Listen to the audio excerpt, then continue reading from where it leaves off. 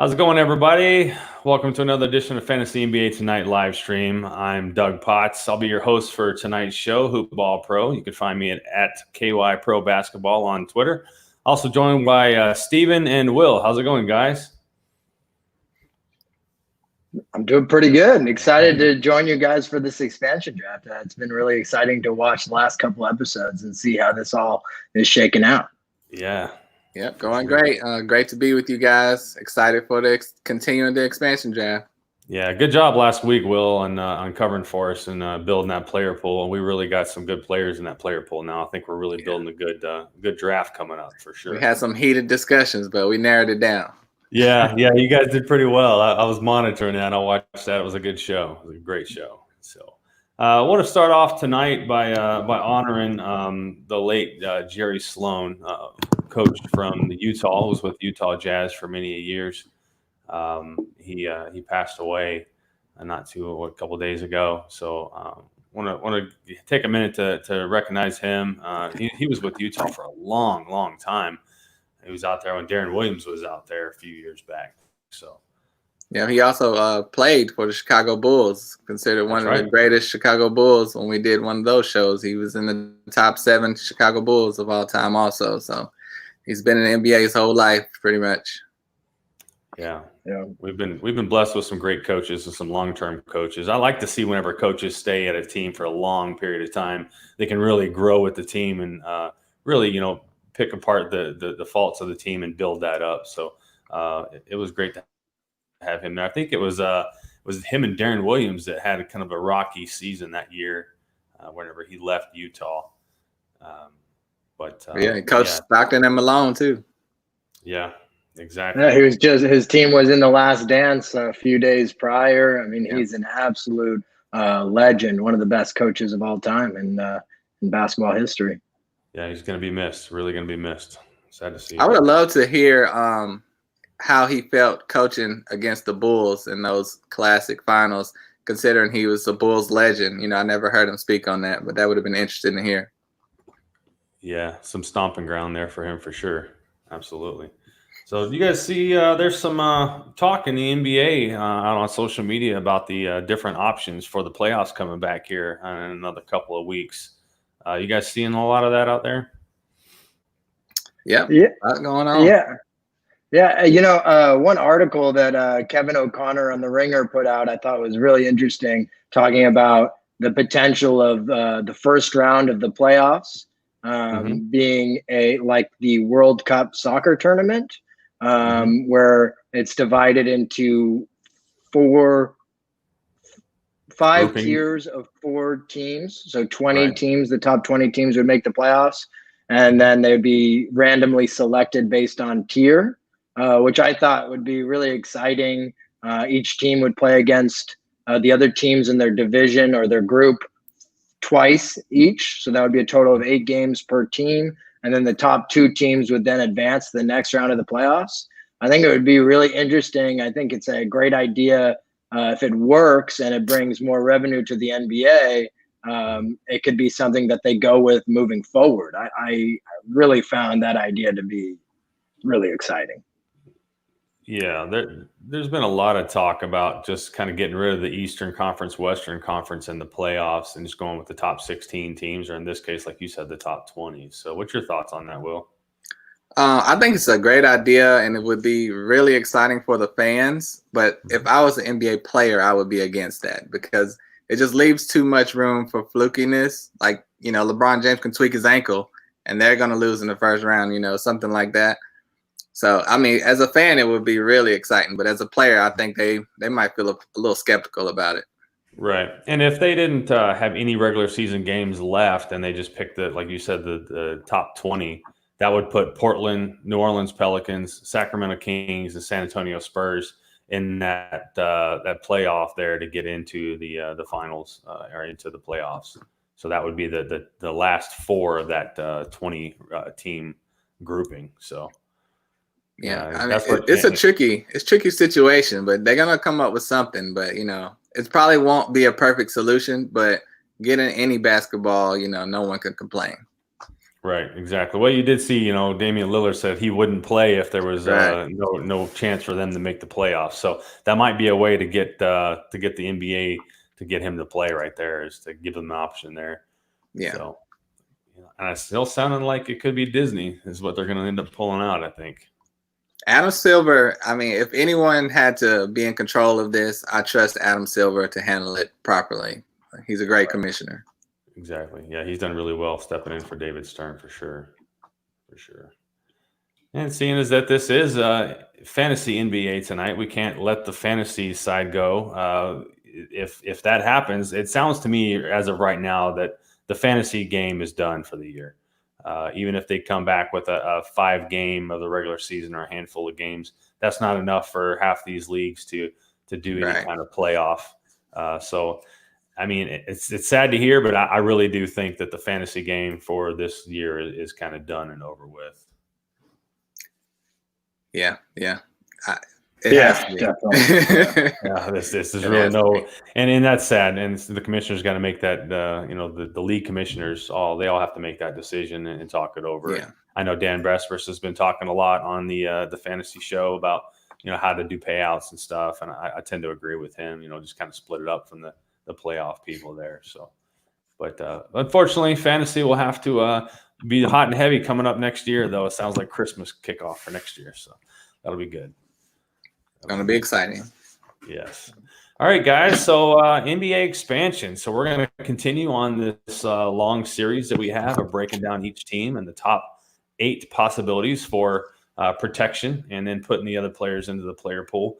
If you guys are listening and haven't gone over the rules or haven't seen our other shows, make sure you check out YouTube and watch the other 2 episodes that we've had on this. The first episode had a lot of the rules for the draft and the expansion and how that all works. So make sure you guys look in on that. So I think we are on to the Denver Nuggets team for protections. So Steven, you want to go ahead and start off on Denver?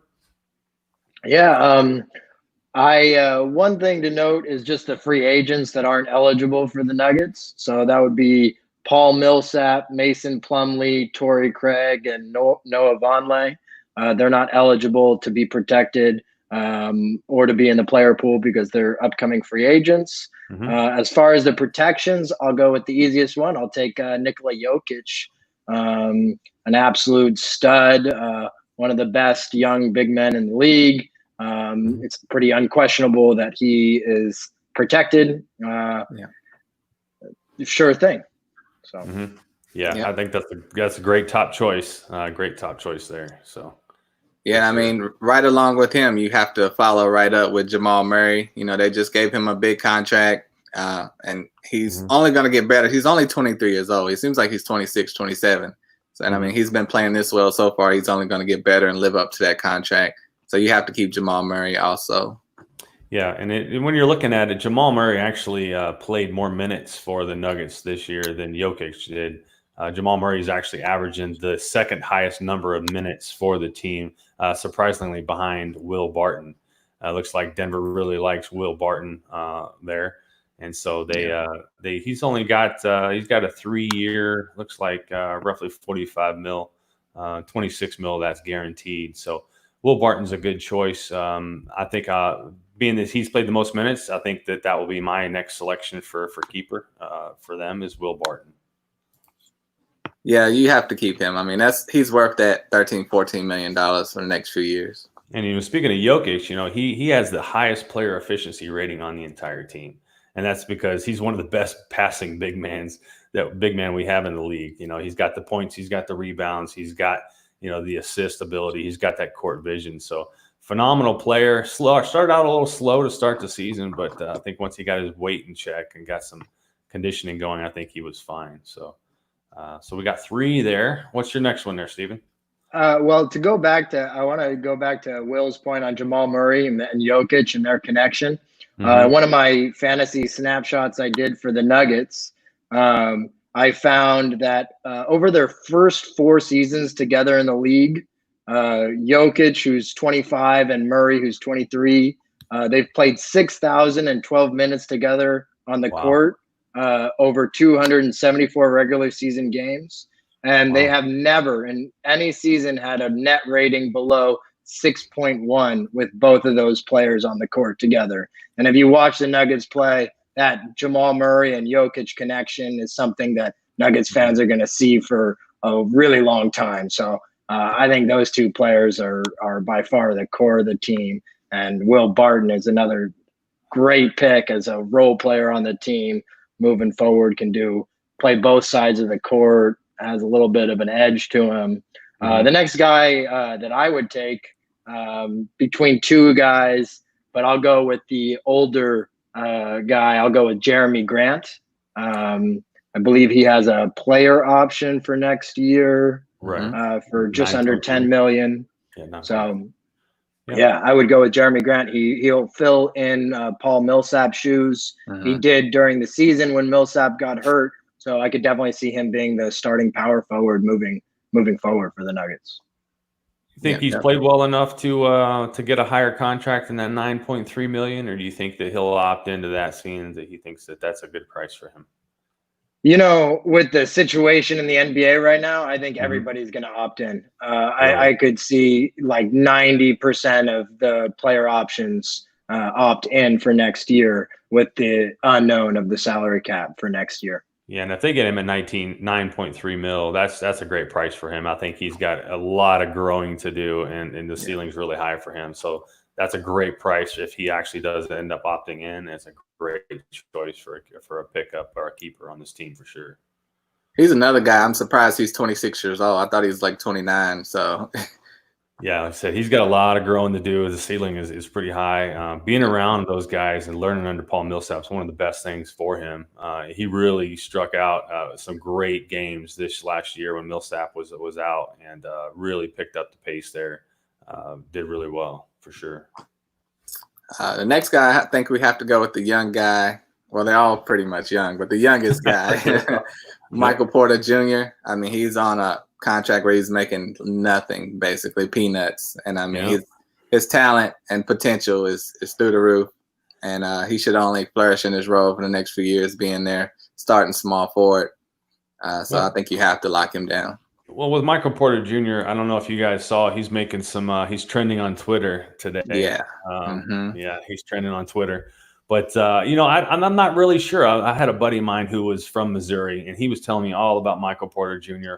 Whenever he was coming out of high school and going into college, and college into the pros, and he spoke really highly of him. And then that back injury that he had really slowed him coming out of the gate. So I was interested to see how he was going to play, but. In Missouri, he had some back problems, and then coming into this rookie season that he had some back problems. So it's going to be good to see what he can bring to the table. I think I've heard a lot of great things. So we need to see it now, But good young player, like you said, he's 21. Good choice there for keeper. I think, like you said, you gotta keep him. He had some big games this year, but just then the next game he disappeared, and then like 2 games later. Super big game. Okay, he's back, and then he disappeared. So once he gets that consistency, I think he will be able to. I think he might be scared of his own injury a little bit, and so I think by next year he'll just go out there full on and give it all he's got. Yeah, and I think next year is going to kind of be his sophomore season. To see what he really can bring to the table. If he makes that leap, it would be great to see from him for sure. For sure. So, all right, moving on. So how many we got so far? 5 or 6? 1, 2, 3, 4, 5 already chosen, and then I think it's kind of a no-brainer for me here. Gary Harris. I think Gary Harris would be 25 years old. He's still one of the younger on the team. He's a great role man. He's a great guard to come up and help to help Jamal Murray whenever he needs assistance out there and he needs a break. So. I think Gary Harris is a great choice to pick. He was a first-round pick that they signed. He's got $57 million guaranteed on the books right now. So I think that will be my choice there, and that'll round out 6 total players. Looks like. Whoa, Doug. What's that? I'll have to disagree with you on Gary Harris. I think. Why is that? I think they should let him go. What? He's not earning his money. About around $20 million a year, he's getting 10 points a game. I think he's just blocking the potential of Michael Porter Jr. And Will Barton should start over him. I think they can get rid of Gary Harris. What do you think, Steven?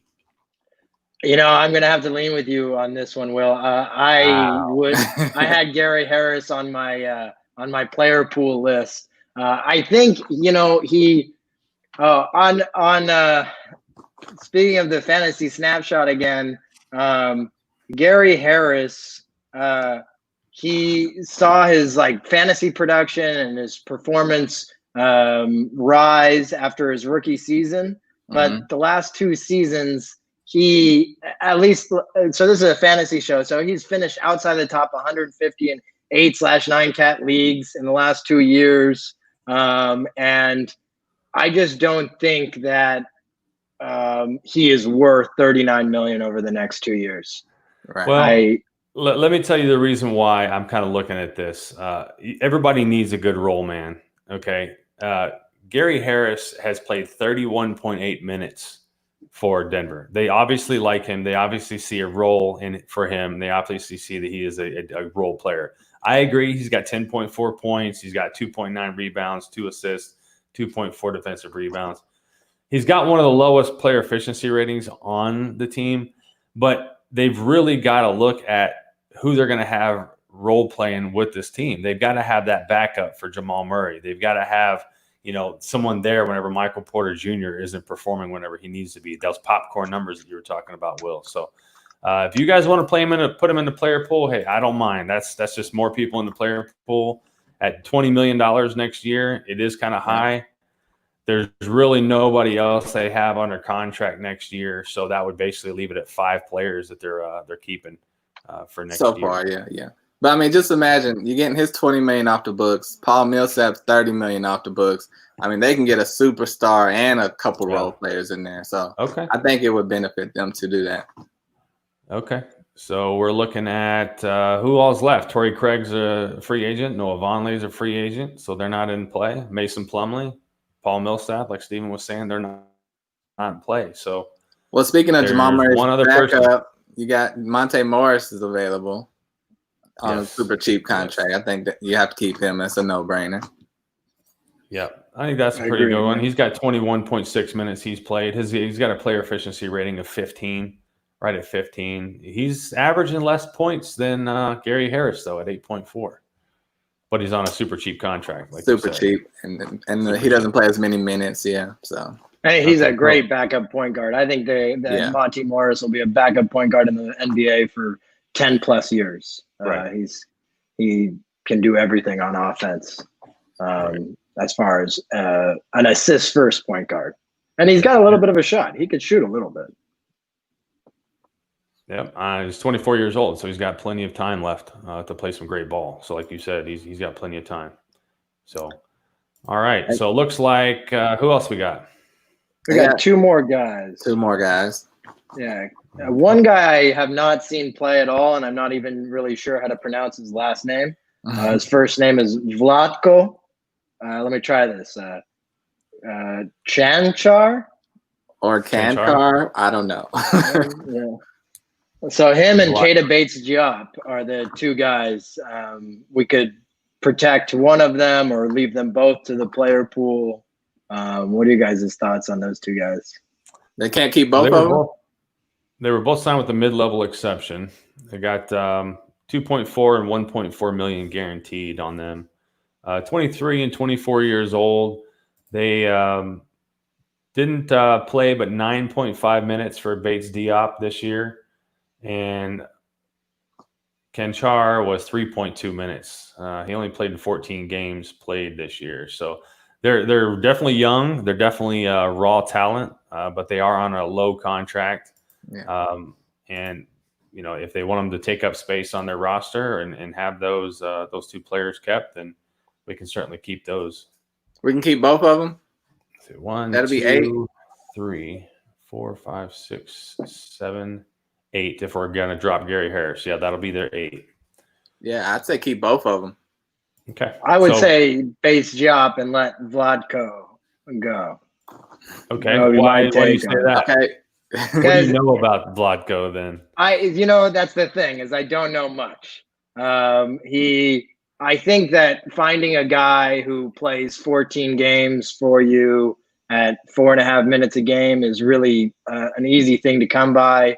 There's a lot of talented basketball players out there. Whereas Bates Diop, he actually played. He actually was part of the rotation when he got to Denver. He was part of that Nuggets, Wolves, Rockets trade. So they clearly wanted him. Vlatko is a second-round pick. He might be a type of guy who lasts another year or two in the league. I would definitely say Keita Bates-Diop, and I'm indifferent on Vlatko. If you guys want to keep somebody who's inexpensive on the books, that would be fine with me. But one other thing on these expansion drafts, the question I have is, doesn't each team have to have 2 players eligible for the player pool? At least 2 players? They have to protect at least 1 player, and they cannot protect more than 8. I have not read anything saying they have to have 2 players available. Okay. That's something I could look into, but I don't know that that's a rule. I haven't seen anywhere that that's a rule. Okay.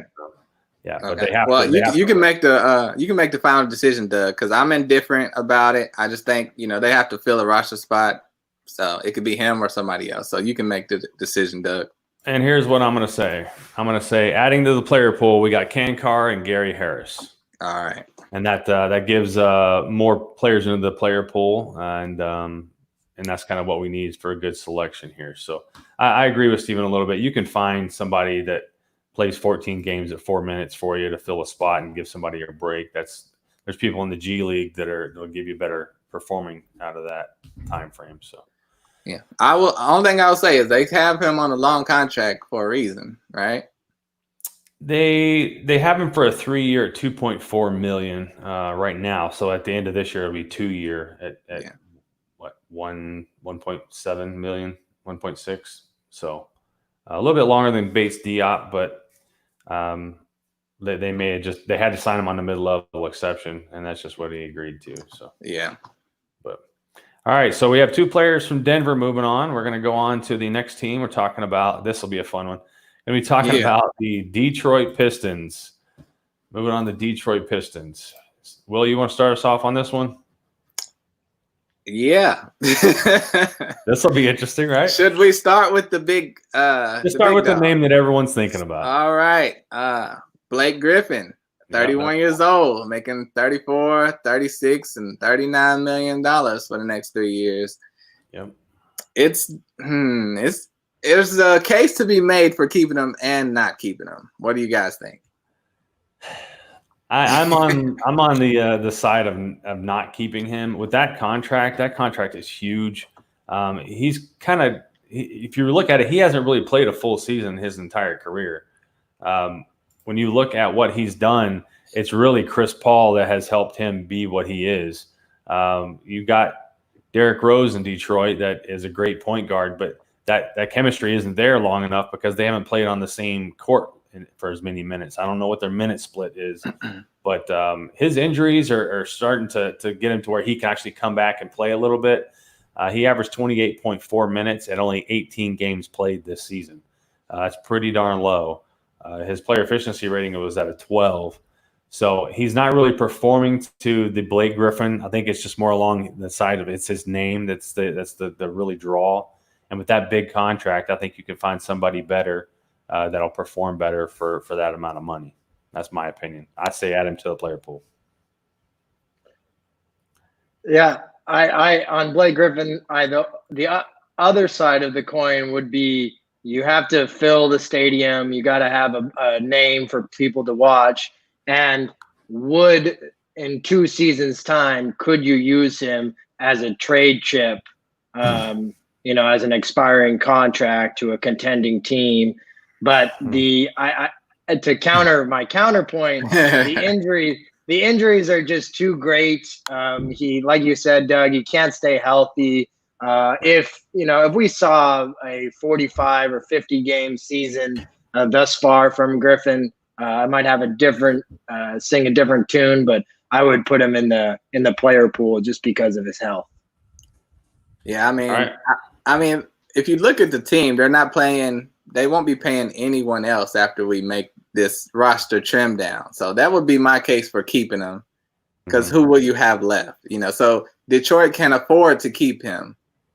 So I'd say keep him, but you two say no, so I'm out voted. So yeah, I do see where you're coming from on that, Will, because kind of fortune teller. If you look at the roster, you're right. There's not a lot of people that Detroit has on the payroll for next year that they actually have the option to keep. What they're probably going to end up doing is signing a lot of their free agents back.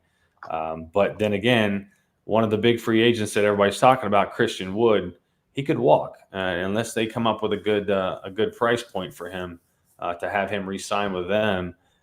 He can walk. So if you do get rid of Blake Griffin, you do put him on the player pool, get rid of that $36 million contract, you have the option to actually sign Chris Wood to a pretty decent contract and get another superstar. So freeing up that money is really significant when you're looking at all the free agents that they're going to have that they need to either re-sign or entice someone new to come in. So, yeah, I say put him on the player pool and find another big name somewhere else to put butts in the seats. So you know, I got your back, Blake Griffin. It was those two. Well, he could come on down to Seattle or come on down to Kentucky or Louisville, and we can put him there on the big billboard outside our Yum Center and get some people to come see him. True. Very good. If only Andre Drummond was in the player pool, Will. Oh. Yeah, they tried to put him in there. I wouldn't let y'all put Andre Drummond in there. So. Man, if we had Andre Drummond and Blake Griffin in there, they'd be fighting for. Yeah. Hopefully the same team didn't draft him at that point. See, I technically saved the new franchises from having Detroit 2.0. Yeah. All right. So I'm going to go ahead and make my selection. This is an individual who played 28 games this year, had 33 minutes averaged on the floor whenever he was playing. He's got a 14 player efficiency rating. He's got a lot of potential at just his potential is there. It just needs to stay on the floor. At 23 years of age, that's Luke Kennard. I think Luke Kennard is somebody they definitely need to keep. He's a good piece for them. He's a great shooter. He's got a good stroke. He just needs to have the health to stay on the floor, and I think he's got that good option. Next year, he has a $5.2 million contract with Detroit, which is a super low contract for what you're getting out of him. And if you do show that good faith to say, hey, we're going to protect you because we value you, that he may actually re-sign there that following year. So you got to kind of look at all of the behind the scenes whenever you're doing this. Like you guys talked about Jamal Murray and Jokic having that team chemistry. This is kind of a team chemistry situation with Luke Kennard and the actual team owners themselves to have that saying, hey, we protected you. We think that you got something valuable you could bring to the table. Why don't you re-sign with us on a multi-year long contract? So at 5.2 for next year, it's an easy contract for me to say, go ahead and keep him. Absolutely. Yeah. No brainer. Yeah. All right, guys, what you got next? You want to go for it, Will? All right. I think we can jump right to their rookie that showed some promise this year, Sekou Doumbouya. I mean, he's clearly a foundation player. If he's not going to start, he'll be a great sixth man. And he's making $3 million, $4 million, $3 million, $5 million. I mean, he's just raw talent, raw potential. He's a hustle player, gets all the rebounds, doesn't need the ball a ton. So I think he's a great player to keep for the Pistons. Yeah, really young. A lot of people were 19. Saying great things. Yeah, 19. A lot of people were saying some great things whenever they got rid of the big man and sent him to Cleveland. They say, pick up Doumbouya. He's going to be great. He didn't really do a whole lot. I think they were really trying to get Christian Wood that time, but he did show a little promise. So, that's a great choice. And they've got him for quite a long time on that contract until he's, 23 years old. So plenty of time to work with him. Yeah, that would be a nice core to build around with some stars in Kennard and Doumbouya and a few other of these young guys. I'll throw in another youngster into the group. That would be Bruce Brown. I think he's another guy on a rookie deal. He's got one more year left on it, which is a partial guarantee. And this team doesn't have that many choices as far as to like protect players. We're not going to build the best team in Detroit right now, but we're going to put some young pieces for them to go out and get a free agent to pair with the guys on rookie deals, and hopefully they'd be able to re-sign Christian Wood. So I'll go with Bruce Brown, another protected player. You guys agree, disagree? Right. No, great choice. 100%. There. Yeah. He played 58 games for them at 28.5 minutes last year. Really filled in well whenever Kennard was down. You're looking at it. It's a matter of they were obviously, I think, going to rebuild or had it in their mind that Detroit was going to rebuild because a lot of these contracts are dropping off this year and they don't really have a whole lot to work with next year anyway. So I think building young with the players that we've already discussed, I think is something they were already kind of looking to do. And Bruce Brown really did well for himself filling in there whenever he needed to. So yeah, came out of nowhere. Yeah, did very well. I think I'm going to go young as well. This individual played in Kansas, did really well there, got drafted to the Lakers and then traded, and it just has a great stroke if he can just be a little bit more aggressive, and that's Svi Mikhailuk. So Václav Mikhailuk.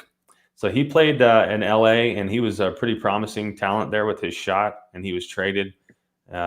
And I think he's got a lot of potential. He's played 56 games for Detroit this last year at 23 minutes and 11.2 player efficiency rating. So he's somebody that has a good future ahead of him, young as well, at 22 years old. Good to have on a young team like this. So Mikhailuk will be my choice. Protection there. Great choice. All right. What do you think about this one here, Stephen? So I'll go with the older guy. This is a sure thing in my book, Derrick Rose. He's on a really affordable contract. He's getting just over $7.5 million. And Detroit could play him a good amount, showcase his talent, and then trade him to a contender mid-season if they're struggling. I mean, there's all the reason in the world for them to keep him, even though he's an aging veteran.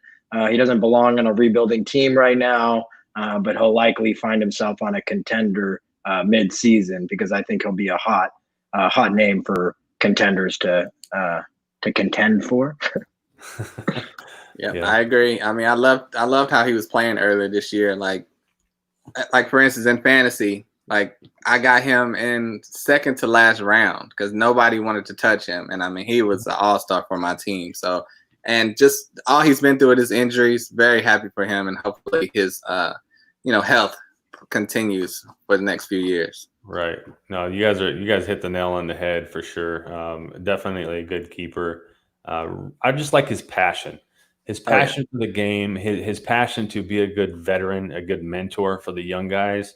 That, we have a lot of youngsters on this team that we're keeping. Derrick Rose would be my definite choice for a veteran to lead that young team with that passion that he has. And he just likes to play the game.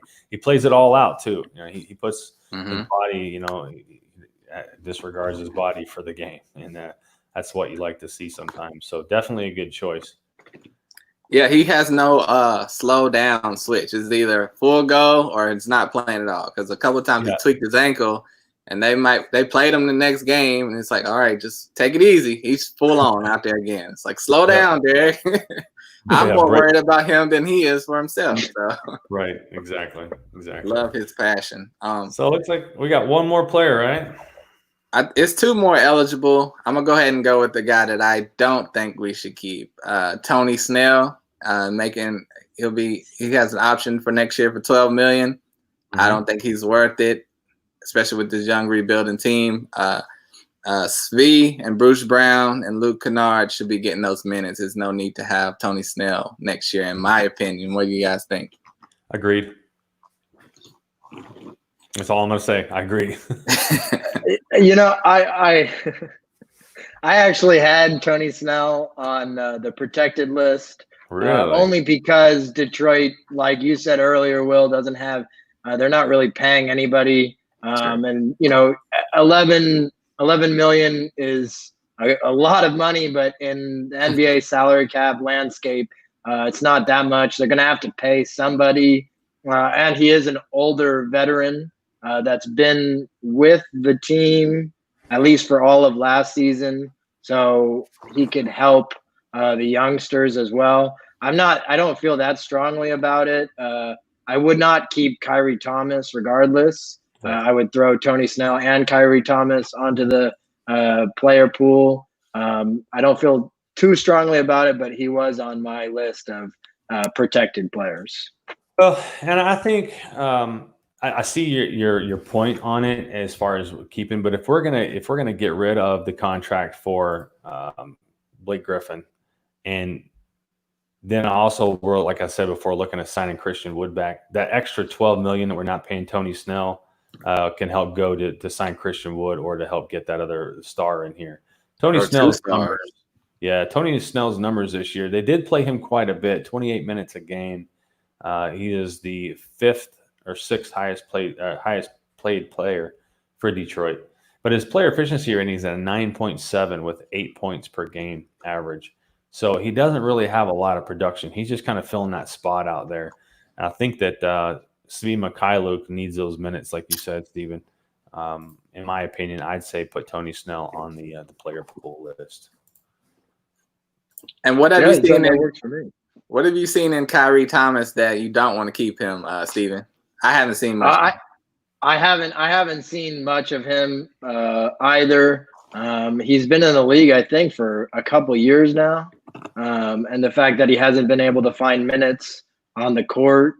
Let me see here. When was Kyrie Thomas drafted? He played in 8 games this year for them at only 7 minutes per game. They're obviously, they don't see enough in him from what I've seen.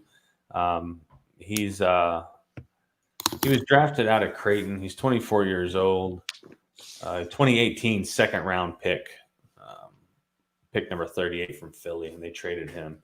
So I'd say keep him because he's so cheap, but it's up to you guys too. He is cheap, but you got to look at being able to find other players. They signed him on a mid-level exception. You got to, $1.6 million is pretty low, but they're obviously not using him for that $1.6 million, playing him only 8 minutes a game for 8 games. And he saw his games played go down from his first year to his second year. In his first year, he played 26 games, 7.5 minutes. This year, he played 8 games, 7.6 minutes. He's shooting on his career. He's shooting 31% from the field, 30% from 3. He has an effective field goal percentage of just over 40%, 60% from the free throw line, averaging 2.3 points in 7.5 minutes. Those percentages aren't that good. They're really bad, to be honest. And if he was a young guy, 19, 20, 21 years old, but he's 24 years old, and his production has gone down, and it doesn't look like the team's trusting him. So I'll just say, if anybody you sign for that little amount of money, it's not going to be that productive. And you have to fill your roster. But sign me for that little money, and I know, right? I think I could put some buckets in there. True. So we can add them. That's fine. Yeah, so I say we got those 3 players from Detroit. You guys agree with that? Look good? Yep. Like you said, there's not a lot of players. Yeah, I know. There's not a lot of players that they're keeping or have eligible to keep. So we got 1, 2, 3, 4, really only 5 players that they're going to be keeping from Detroit. So that's one of the lowest out of the teams that we've discussed thus far leading into this. So, all right, ready to move on? Let's go to Steven's team. Take the lead on this one, Steve. There we go. Golden State Warriors. We got a resident Warrior in the house here. Go ahead. All right. So free agents, not that it matters, Dragan Bender and Chasson Randle. So the Warriors actually have quite a few players under contract. I have 2 guys on the bubble. I had to choose one of them, and it was a really difficult decision for me, but we'll get to that towards the end. Okay. To start, the Splash Brothers. I'll take both of them. Take both. They come as a tandem, huh? I bet they do. They've played their whole career. Or Clay has played his whole career with Steph. They make T-shirts that say Splash Brothers. I got one. Best shooting backcourt of all time. Unquestionably the best shooting backcourt of all time. So there's no question on my end that you keep both Curry and Thompson. Okay. No one can argue that. So yeah, I wouldn't argue that either. That's an obvious. That's an obvious one. So well, I'll take the horn on the next one. I think if you're gonna keep those two, you might as well keep the other key component, Draymond Green. He's the heart and soul of that team, the grit and the grind. Defensive player of the year multiple times, previous All-Star. I think he is declining, and I think they may not like that contract in 2023, 2022. But, I mean, as of for now, you have to keep him with the team while the team's in their prime.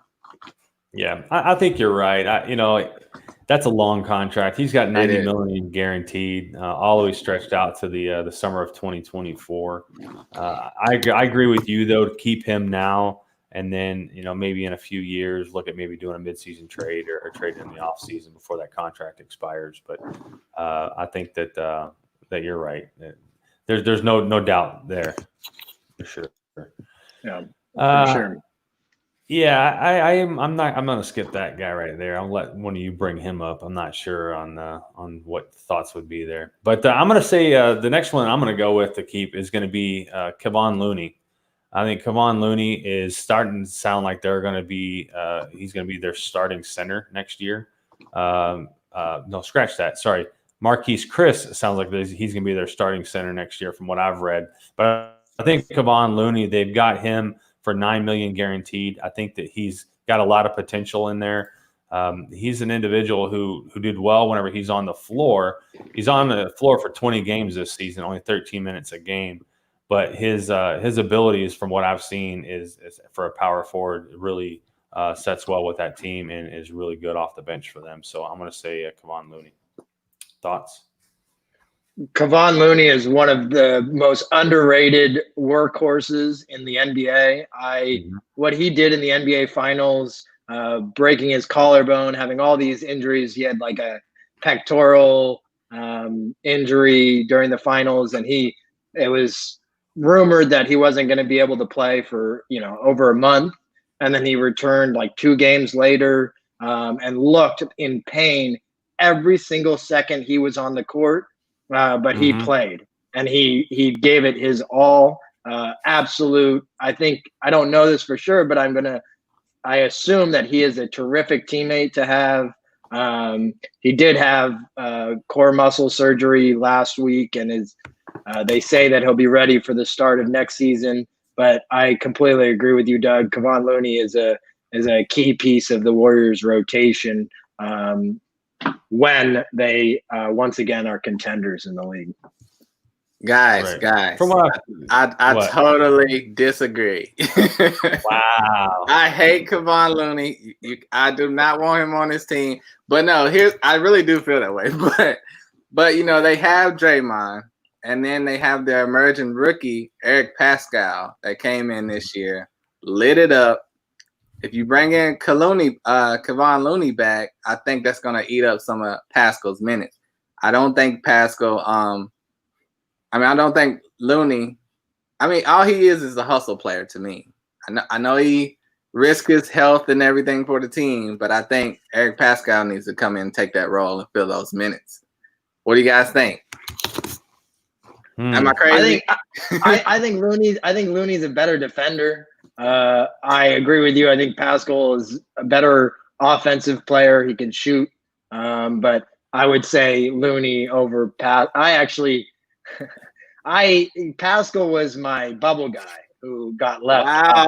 Wow. Okay. So there's no minutes that he was fighting for on my protected roster for the Warriors. I think Looney fills more of a role that the Warriors don't have in any other player outside of maybe Draymond a little bit, but Looney's a bigger version who can, bump around with the bigs in the league. So he's not going to play more than 16, 18 minutes a game, but I think he's a keeper.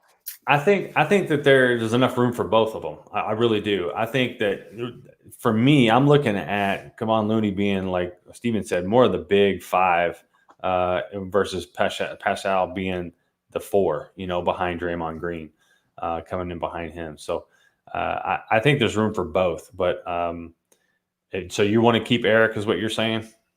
I would want to keep Eric. What, Steven, you don't want to keep him? He was on the bubble with him. He's on the bubble. I really like Eric Pascal's game, but as if I was a general manager of the Warriors, I would actually look to trade Pascal while his stock is really high, because I think his stock is at the highest point it will be in his career. Wow, shots fired, Eric Pascal. but that's not even a shots fired, Eric Pascal. I think he's a great player. I just don't think. I think his ceiling, we saw it already. Okay, he was a 23-year-old rookie, played for Villanova. I don't think Pascal can get much better. Okay, so we got a comment we got a comment in the comment section from Daniel Peterson. He likes Kevon Looney over Pascal too. He in fact says that Looney is better than Chris, and Chris is better than Pascal, and he would ship Draymond Green out. Whoa! So that's what he put in there. What are you guys' thoughts on that? You think Daniel's got a point there? Well, he clearly agrees with you two guys on we should keep Looney, and we're keeping Chris. And I guess we might come back to Chris. We haven't got to Chris. We haven't got to Chris yet. Well, if he's going to be the starting center under $2 million, I think we kind of have to keep him, right? Okay, that's what I said too. But I just want to make sure we're on the same page. So absolutely keeping Chris. Absolutely keeping Chris. I agree fully. Now Eric Pascal, we'll keep on the bubble there. Steven, we got to get to the main question mark. What do you think about Andrew Wiggins? That's what I'm talking about. So Andrew Wiggins is overpaid. Yes. I think we can all agree on that. But I would say that the Warriors should keep him because he could be an asset to use in the future as far as a trade. And also, he's definitely a starting caliber player in the league. It gives them a formidable lineup. Who are they going to get that would be better than Andrew Wiggins? A lot of people. I disagree. I think that Andrew Wiggins had a tough time in Minnesota. I think I actually think that he's a way better fit for the Warriors than D'Angelo Russell. He plays defense. I've seen good defensive plays from Andrew Wiggins. I think that with Draymond, with the Splash Brothers, I think he can get better. So I would say to keep Wiggins would be my take on this one. Okay. I will say, I love Wiggins as a player. So I think he got a raw deal going to Minnesota. I don't think he had the coaching he needed. And even when he was playing bad, he was putting up 20 points a game. So I think with the Warriors, Steve Kerr will coach him up right. He'll fit his role there. And I think he'll work perfect with you guys. It is a long contract for a lot of money, but you can trade him later on. So I'm fine with keeping him. Let me ask you a question here. What was Kevin Durant getting for money whenever he was with Golden State? I think 34 the last year. He was signing 1-on-1s. Okay. And he was signing, I think he signed for the max the second time and a slight discount the first time, or vice versa. He's a much better player than Andrew Wiggins. Oh. So that's what I'm saying. You're paying Andrew Wiggins Kevin Durant money almost for way less production. I agree. You may not find somebody else that can fill those shoes, but for that money, you can certainly go after a big name superstar to help the Splash Brothers out and Draymond Green. I'm on the lines of letting Andrew Wiggins go. If you guys want to keep him, no problem. We'll keep him on the Golden State Warriors and move on to somebody else. But that's my opinion, and I had to throw it out there. 2-1, you lose, Doug. Hey, it's happened to you too, so I'm all right with it. I'm all right with it. I would say let Andrew Wiggins let him go, but anyway. All right, so we're gonna keep him. So we're moving on now. We already talked about Marquise Chris. We're gonna keep him. So I've got a few players here. There's a lot of guards left. A lot of guards on this team right now. and I'm kind of partial to one of them, but I'll see if I can't help you guys out here. All right, so we've got Damian Lee, Kai Bowman, and Michael Mulder. I think that Damian Lee would be the one that Golden State would pick to stay on this team. Damian Lee, if you guys, I'm sure that Stephen knows, Damian Lee is actually related to Stephen Curry. Yeah. He is his brother-in-law. So I think the team chemistry and protecting that player, and he's got a pretty low contract. He's looking at a contract right now of $1.4 million guaranteed. His production on the team, he played 49 games. He had 29 minutes played per game. A lot of that was because the guards were out. D'Angelo Russell was out for a long time. You had, obviously, Stephen Curry was out for the whole season pretty much. Did he even play in the beginning of the season? Yeah, 4 games. Like 4 games, right, yeah. So, but his player efficiency rating is at a 12.7. He's a scorer at 12.7 points per game. He really came on, I think, towards the end there once D'Angelo Russell was shipped out and they brought Andrew Wiggins in. I think that it really opened up a little bit more minutes for Damian Lee. I think he's done really well. I'm partial to his abilities and his production. He is 27 years old, so he's not a young cat by any means. But I think he'd be good as a backup on this team for sure. Good role player to help out. Yeah, definitely. I think keep him. How many is that now that we keeping him? Is that 6 or 7? I think that's 7. That's 7. We're not counting Eric Paschal. So we got Pascal as well. So Pascal or Bowman, in my opinion. So we have 1 spot left. Steve's I got it differently. What you got? So I had Damian Lee and Pascal as the bubble guys, and I went with Damian Lee. So I definitely agree with you, Doug. I think he's a great fit with the team. Steph Curry's brother-in-law. Got to keep the nepotism going. And he's a great player. He can play multiple positions on the team. He could come in, play shooting guard, come in, play small forward. He could maybe even come in and play power forward in a small lineup. So I agree with you on that. So I would let Kai Bowman go to the player pool. He plays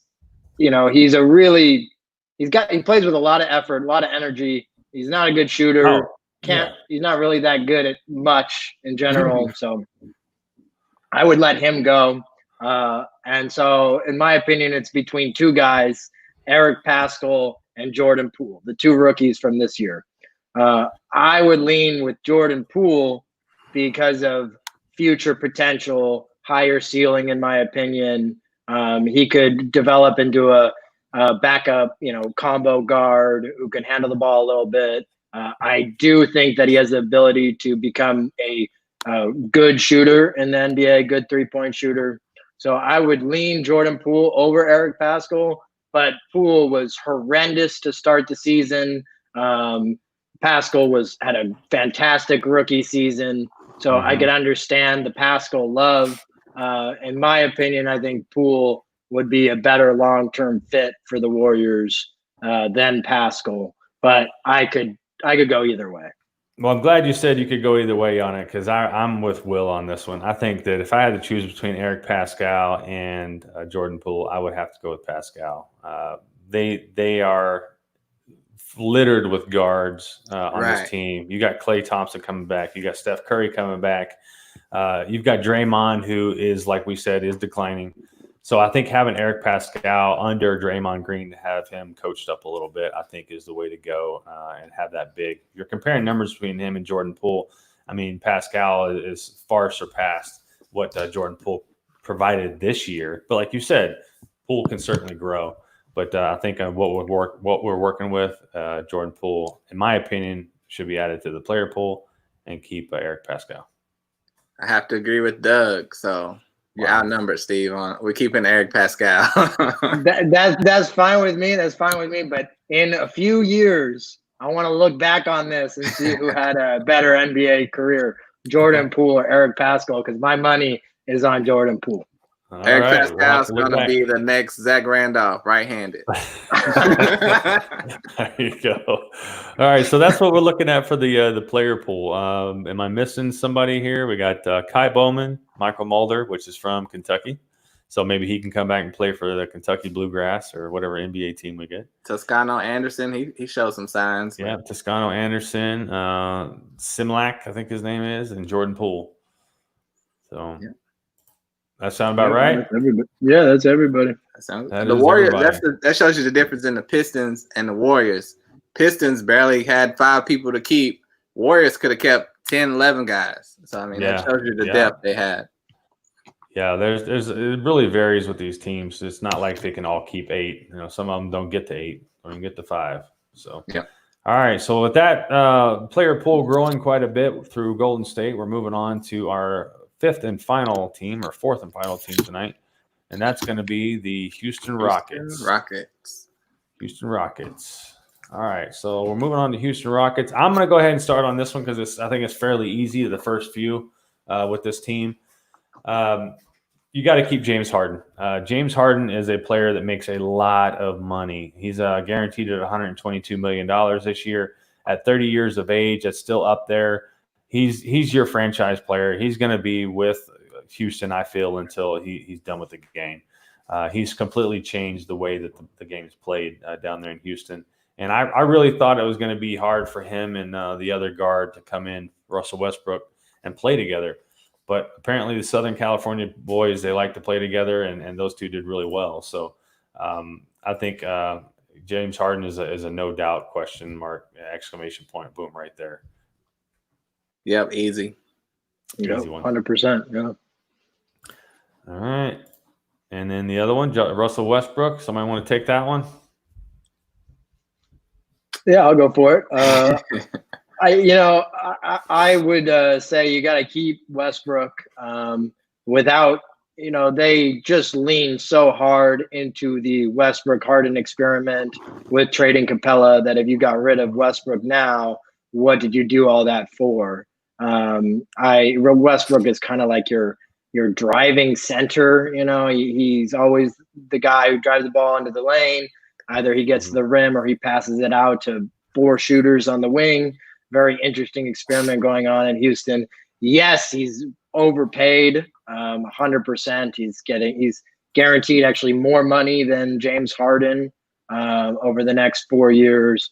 Got a player option for $46.5 million in 2022-23.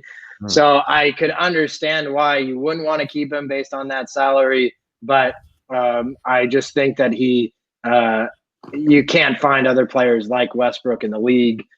So if I was Houston, I would keep Westbrook and Harden together. Yeah, I mean, you can make a case for getting rid of Westbrook. A lot of people were saying him and Chris Paul had the worst contract in the NBA, but they both played all-star years this year, and they're 31. It's borderline, but I think he can make it to 34 and still be a productive player. So you have to keep him. Otherwise, I mean, it would just be James Harden by himself pretty much, except for him and Covington. So I'd say definitely keep him.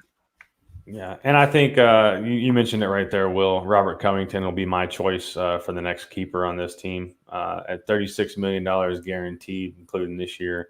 Easy. He was a really good person coming into this team. He was exactly what they needed. They needed a really good small forward type of great outside shooter. They got the best player they could have found for that trade, and I think that he's going to be around there for a while. He's so underpaid, it makes Westbrook's contract not so bad. And he's great in fantasy too. Yeah. If you're talking about fantasy basketball, he's been great there too the last few years. So. Yeah. All right. Stereotypical 3-and-D wing that every NBA team wants now, right? And needs. Yeah. Exactly. I'm gonna call out a guy. I'm gonna call out Eric Gordon, 31 years old, super, super long contract. I'm gonna say we gotta let Eric Gordon go. What do you guys think? Got no disagreements right here. Yeah, agreed. Totally fully agreed. Yeah, he really, his production was really something that we were kind of hoping to see him step up this year. That did not happen. I think Daniel House has kind of taken those minutes from him and done well. Where Eric Gordon should have been the one that was out there. He is getting 14.5 points per game at 28 minutes played, but he's only played 34 games this year due to injury and whatnot. So I agree with you. This super long contract, something that's going to be on the books for a while. I say definitely let him go to the player pool. Yeah, but one thing. Go ahead. Sorry. I was just gonna say if his contract was shorter, I'd be fine with keeping him, but that's just too long. Yes, and because he's not getting he's not criminally overpaid his contract. So I actually think that when it comes to the draft time, I think he's a really interesting guy for a team to add because he's on a long contract that is relatively affordable, and he's definitely not a bad player. He just there are guys the Rockets have that are paid less that do what he does on the court. Right. And he is 31 years old, and he's on the books. He's the longest contract they have going out to 2024. So he's 35 years old at that point. So we'll see. We'll see. What you got next, Steven?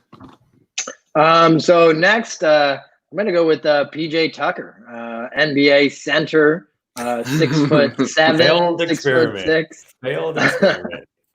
Well, they were winning a little bit. I don't know how well that's going to work.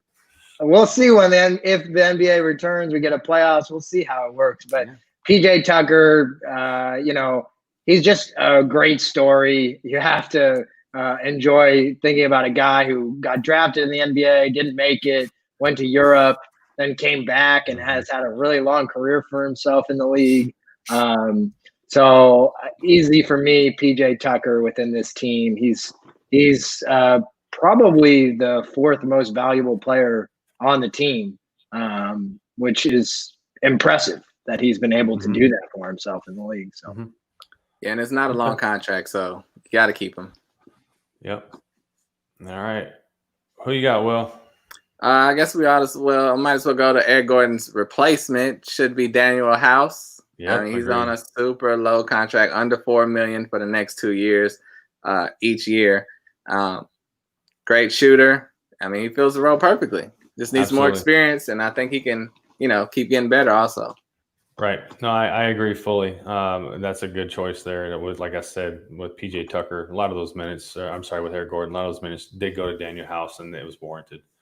So, all right. So now Austin Rivers. Let's talk about Austin Rivers. This is somebody who we weren't sure how it was going to work coming into Houston. He was playing with Chris Paul last year, and they kind of had some rocky history playing out there in LA and the Clipper land.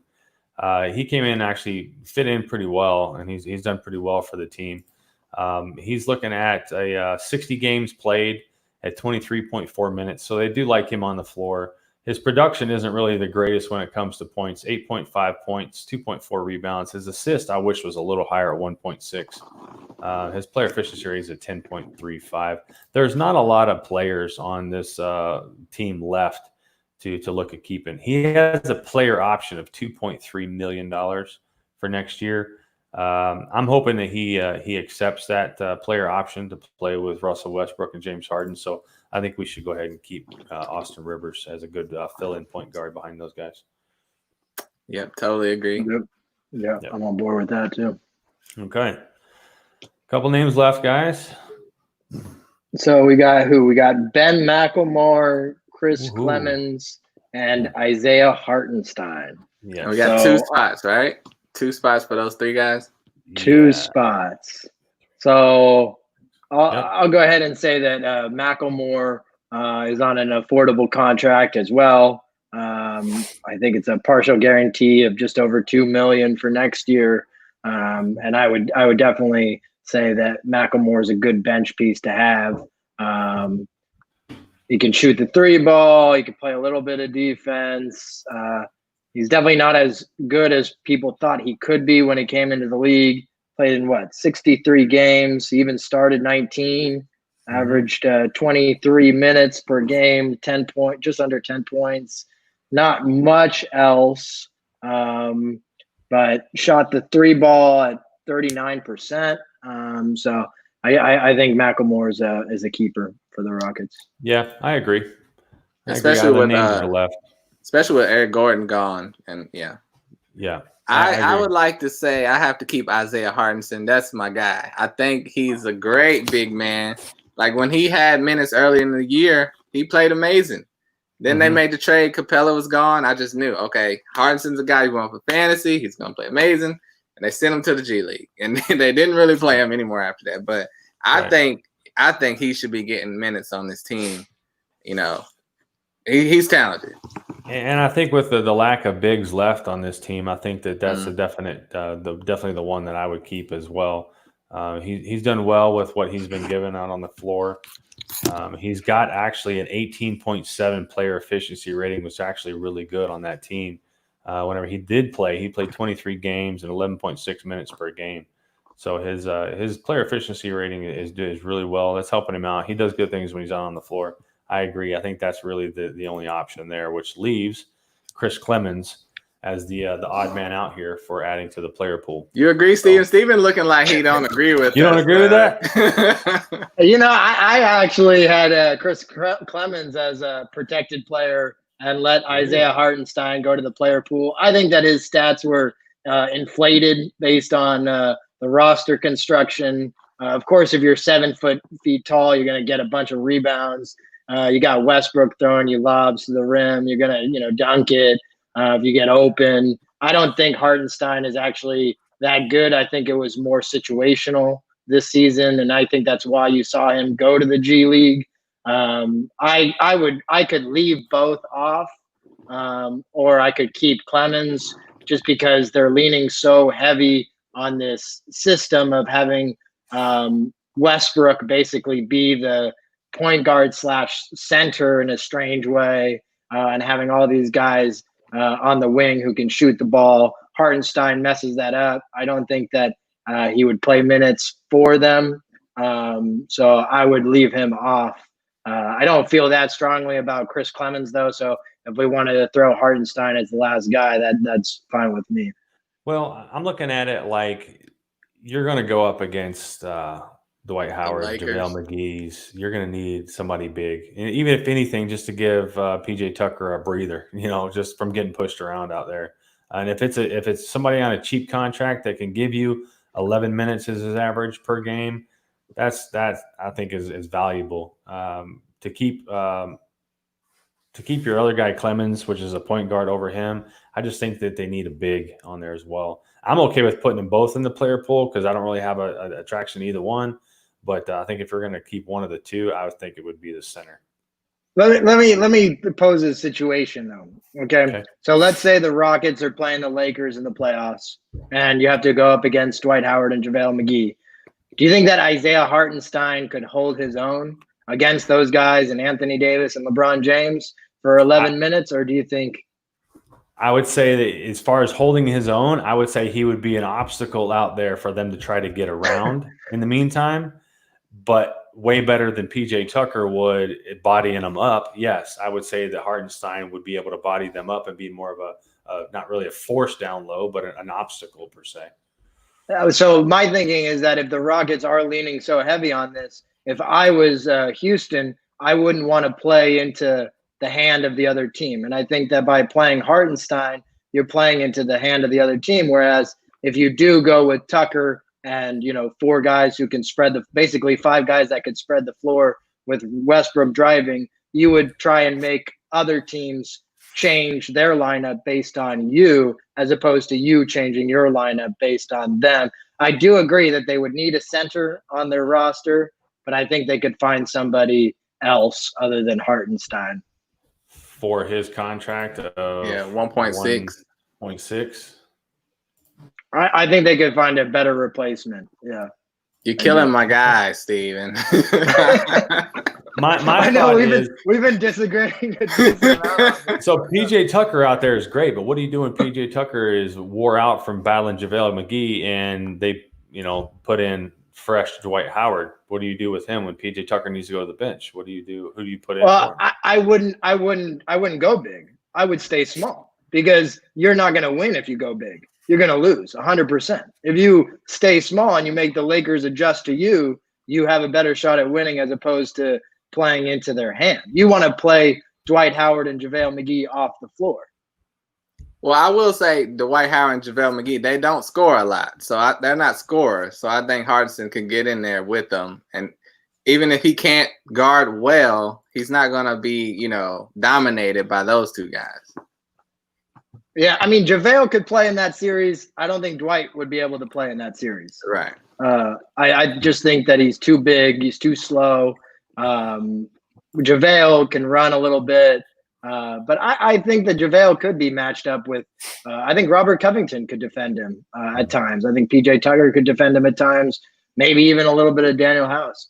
We could keep Hartenstein. I don't have a big problem with it. I want the record to show that I'm anti.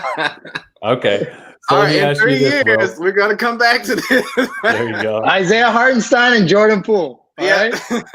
So let me ask you this, Will. Would you rather have Hartenstein as a player pool person that you could draft on your expansion team, or would you rather have him see him stay with Houston? I'd rather see him stay with Houston. I don't think he will be a starter or anything on an expansion team. So okay, well, given that, then I think that gives us our answer of who's going into the player pool: Eric Gordon and Chris Clemens. So we can add them to the player pool, and it gives a good 2 players there from the Houston pretty Rockets. good. And that wraps up our 4-team protection, I guess you would say. So. Anything you guys want to say before we leave the fine fans of hoopball? Our big fish was Blake Griffin into the player pool. Eric Gordon. And Eric Gordon. Yeah. Joining Gordon Hayward, Andre Drummond, Tim Hardaway. We got a good amount of players. There's some good names in there so far. Players. So whenever I did the article for this expansion draft 2 years ago, I did this kind of for myself and wrote an article. I was surprised at the names that were actually available in the player pool and the teams that actually came out of it. It was actually a pretty good team. So excited to get to that. We'll be back here again next Wednesday, everybody. It'll be 7 Central or 7 Pacific time and 10 p.m. Eastern time. So make sure you catch us here at Hoopball for the NBA Fantasy tonight on our expansion series. So you can catch us on Twitter at KY Pro Basketball. You got Steven at Steven Vidovich. And at William is Bill. So make sure you guys look us up. Make sure you follow. We'll see you guys next week right here on Hoopball. Take care. That's not what we got wrong.